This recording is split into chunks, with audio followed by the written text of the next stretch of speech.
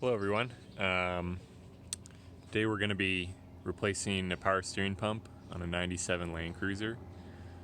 There's a really good thread on I Hate Mud about how to do this, so this video is really just kind of a companion to that. So I'll link to that thread in the description below.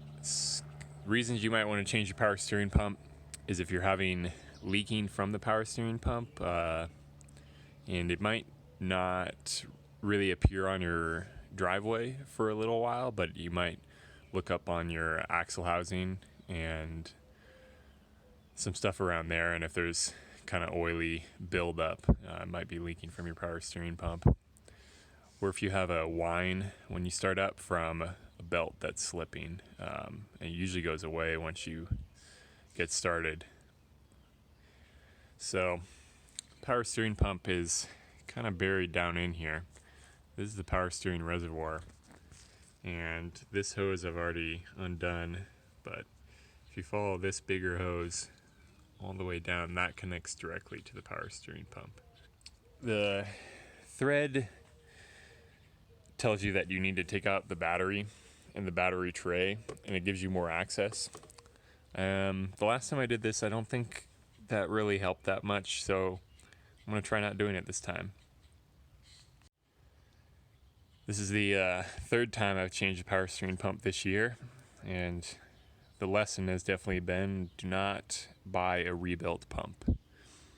Just buy a new one or rebuild it yourself. And that's the one I'm putting in now is a Toyota unused one, and I'm taking out a second rebuilt one that I put in that failed shortly after I put it in. So here we go again. This is the new power steering pump. It's oriented like this way in the truck, with this end facing towards the front and that towards the driver's seat. This is where that hose that I was showing you connects to, that goes straight down. This is where that high pressure hose connects to. If you're replacing your high power steering pump, you probably just want to replace all the hoses at the same time. All the hoses and part numbers for everything that you need are all in that thread. So the first things I'm going to try to do are kind of all the stuff that you can do from the top. I already undid the hose clamp that I was holding on this hose, and that's just going to pull off. This hose doesn't need to come off, but if you're replacing it, you should take it off, and it connects way down in there. The next thing to remove is this flare nut right here. You're going to need a 17mm flare wrench for that. I just have a crappy crow's foot extension piece that goes on to a ratchet. Does actually work, and I pretty much go in from this angle and turn it. So then the last thing is taking out the top bolt on the power steering pump, which is pretty hard to see, but it's sort of next to the oil filter. Here's this crow's foot extension that I was talking about for the flare wrench. It's not pretty to use, but it gets the job done.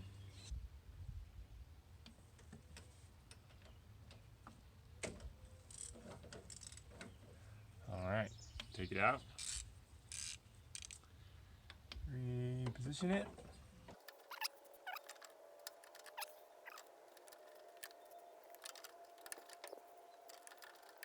Alright, got it. So the next part is moving the top bolt from the power steering pump. Got a ratchet in there.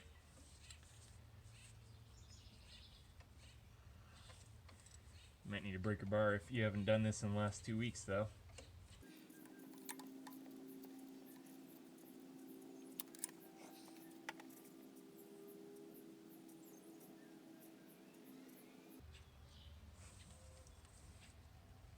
Got it. Now we're down below and gonna undo the skid plate that blocks access to the bracket that holds the high pressure hose on. So it's these 1, 2, 3, 4 bolts. I'm gonna want glasses for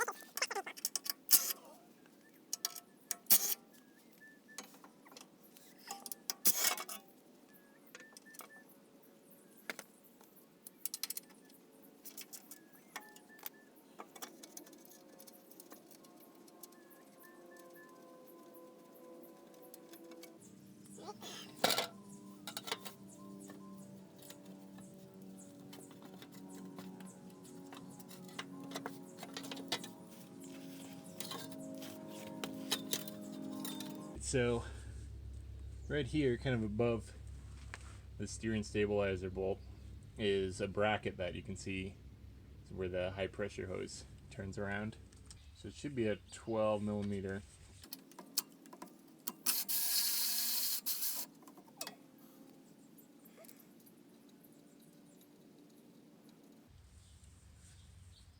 Got it.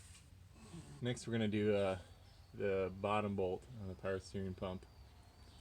Should be a 14 millimeter. And it's not too hard to reach up here and do that one.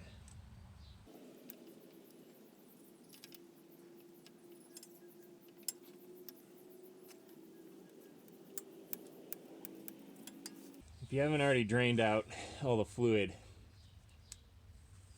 can start getting pretty messy down here, so mine has been draining out on the driveway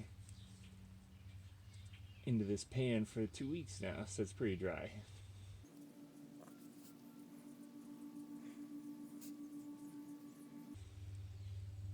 Got it. So now I should be able to take the power steering pump out, and the high pressure hose is still attached. That's the way I prefer doing this. I'll explain once I have it out why I like doing that. But to get it out, you kind of have to pull the power steering pump and then fish the hoses behind it as you're pulling it out. So it can be kind of a hard thing to do, but it is possible to get it out with the hoses attached.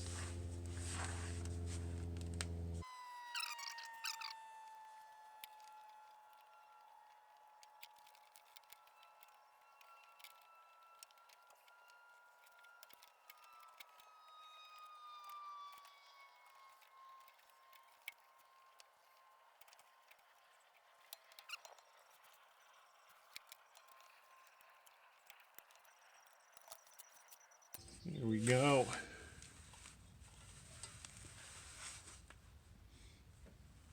First thing that we need to do is take off this nut. It's a 12-point nut, so you need a 17 millimeter 12-point socket. And the best way to take it off, because if you try to turn it, the whole gear just turns. So you need to stop the gear from turning, is wrap the gear in a kitchen towel, and then this is a slightly larger than average set of these, because I want it to be able to get sort of diametrically opposed on the gear. You don't want the teeth to touch though. You don't want to mess up your gear. So you basically hold that real tight, and if you have an impact wrench, it makes it pretty easy. If not, you're going to need a strong friend to hold pliers, or you probably could use a vise to hold it, and we'll be using the vise later anyway. So now we got that off, I'm going to assemble our gear puller, because now this gear is just pressed on there and we just need to pull it off.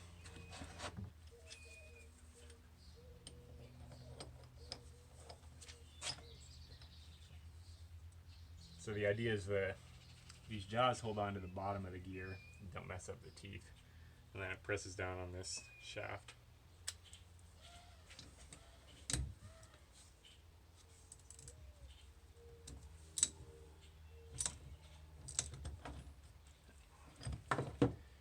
Alright, no impact wrench even needed.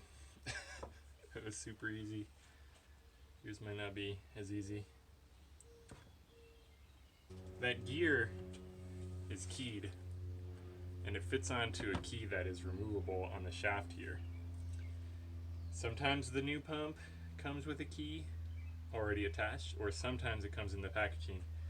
This one came with neither, so you need to transfer over the one that you already have. And I think I can get this out with a punch. Yep. Got it.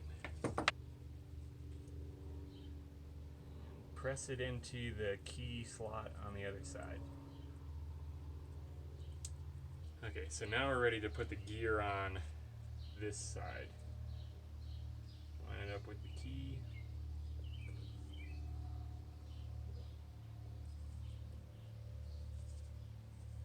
Actually, I'm going to clean off this gear before I put it on. put this thing on.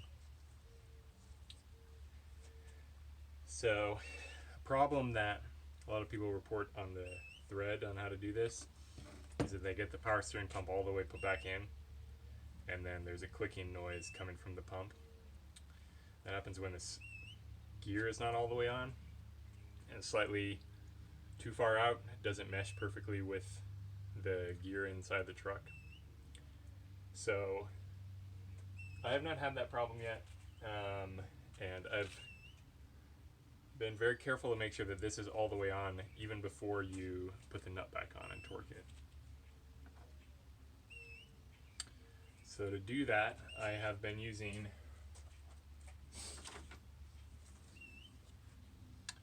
a large socket and a brass hammer. So last time we did 250 hits and it didn't click. So we're gonna do 250 hits again. Kind of loud too.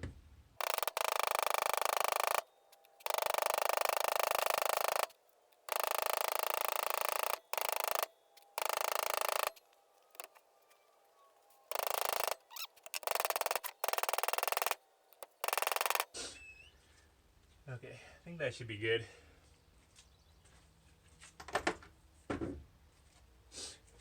Now we are going to torque that nut on, which is kind of hard to do. So I'm going to try using a vise this time. I actually did this with a friend the first 2 times and just used sheer brute strength to get it on there, but I'm trying to be a little smarter this time.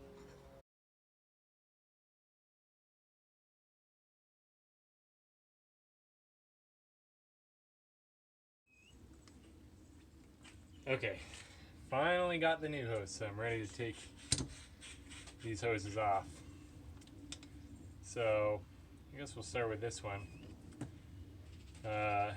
This is a 22 millimeter bolt right here, and the problem you might run into is that if you just start turning on this with an impact wrench or a ratchet, it's actually this whole thing will spin because there's these flats to grab onto with a wrench to keep the pump from turning while you turn the bolt, but the problem is that these flats turn as well.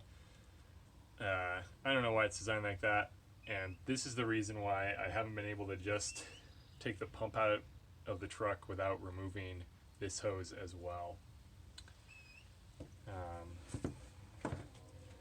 So what I'm going to need to do is just hold something on the flats while I take off this bolt.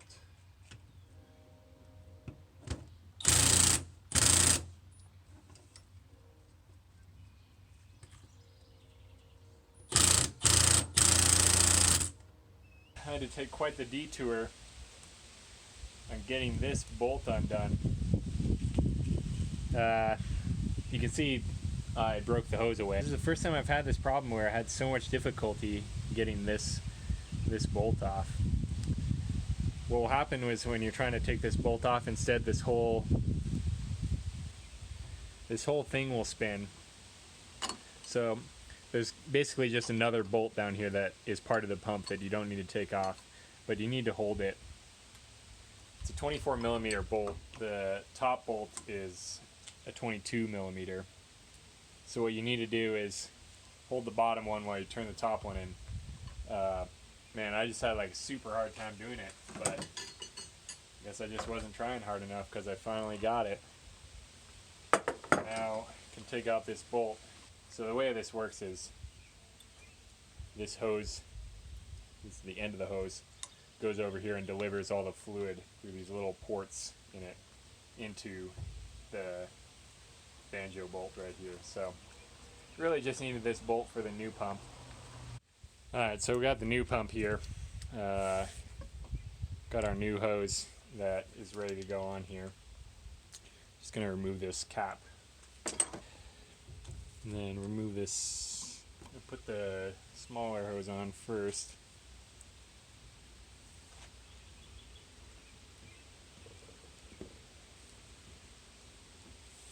So you could do this part when it's in the truck, but it's kind of hard to reach down there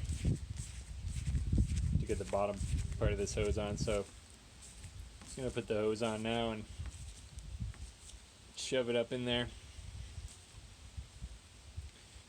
So this is that special banjo clip that you get separately from everything else. It's basically like a double washer. So get that on over there. The hose has an orientation. You can see it has this tab here. That meets up with this flat part. So when you're turning on the banjo bolt, that tab hits this and it will correctly orient the hose for how you need it to be in the truck. So now we'll put this hose on. So it's going to be approximately like that.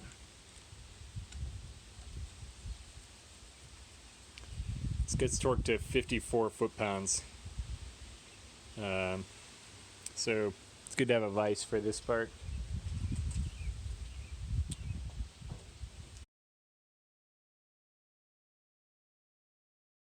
Alright, one thing real quick that I almost forgot. You need to put this O-ring on. Make sure it's seated all the way down in the groove, not just kind of hanging loose there.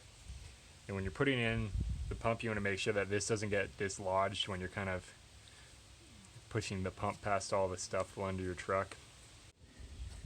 Okay, back underneath the truck now.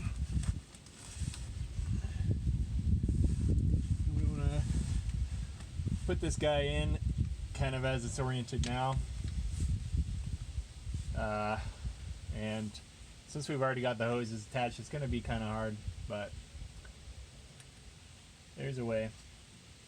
You want to look up and find the studs where the pump goes, and then with the hoses on, probably go behind the axle.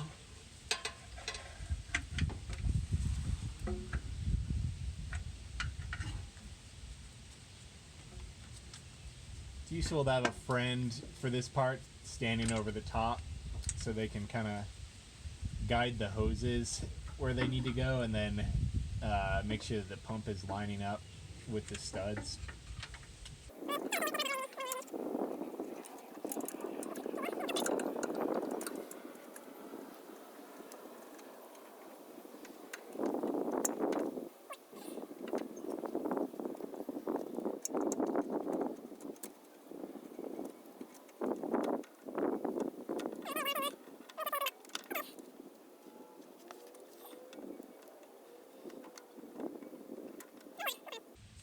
So once you get it on the studs there, it'll sit, and you can put your bottom bolt on.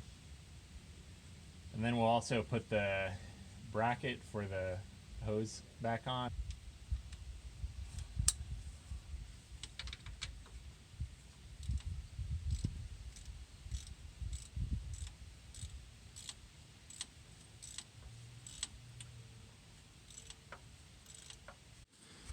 Alright, on the other side now, I'm going to be putting this bracket in.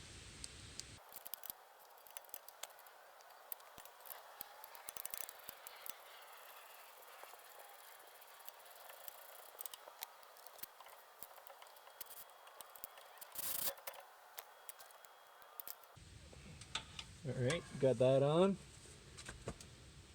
Now ready to put this skid plate on.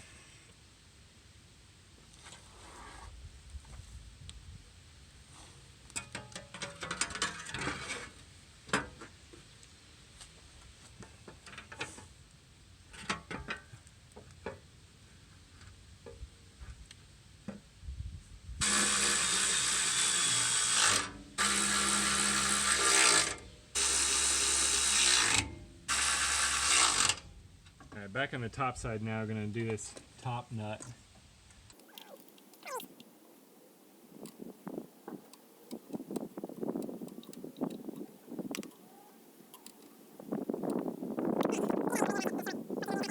And I gotta get this top hose on. I already put it on, but I forgot to put the hose clamp.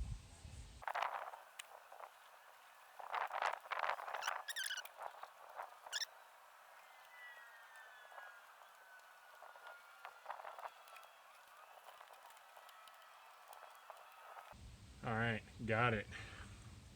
All right, we are almost done. Next thing is to tighten this other end of the high pressure hose down here on the flare nut. Here's where we break out this crow's foot attachment on the end here, and then this long extension. So get it on there.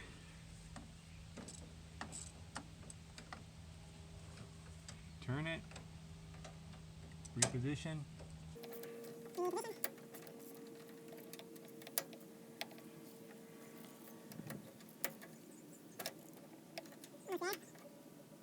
Got it. Okay, so now I've got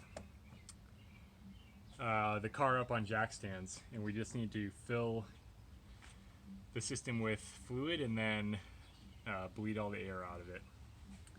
So it's already up on jack stands with the parking brake on and the wheels chocked. So I'm just using automatic transmission fluid for this. So we want to fill up the reservoir till that's full. And then we're going to go in the car and start turning the wheels. Okay, so now with the car jacked up, I'm going to go in and start turning the steering wheel all the way to the left, all the way to the right, all the way to the left. And I'm going to be standing outside the car looking at this level to make sure that it doesn't overflow, and then periodically going to add more fluid as air comes out of the system.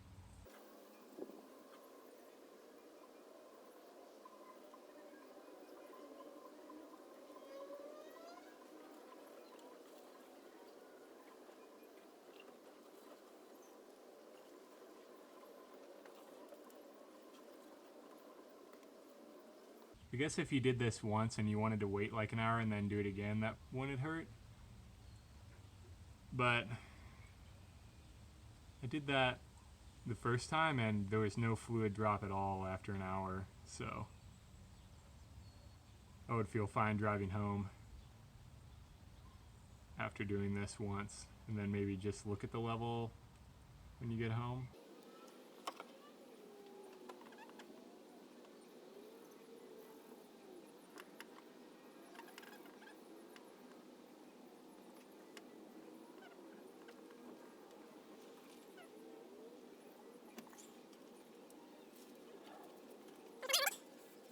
What's a little more transmission fluid in the engine bay after 3 power steering pump changes?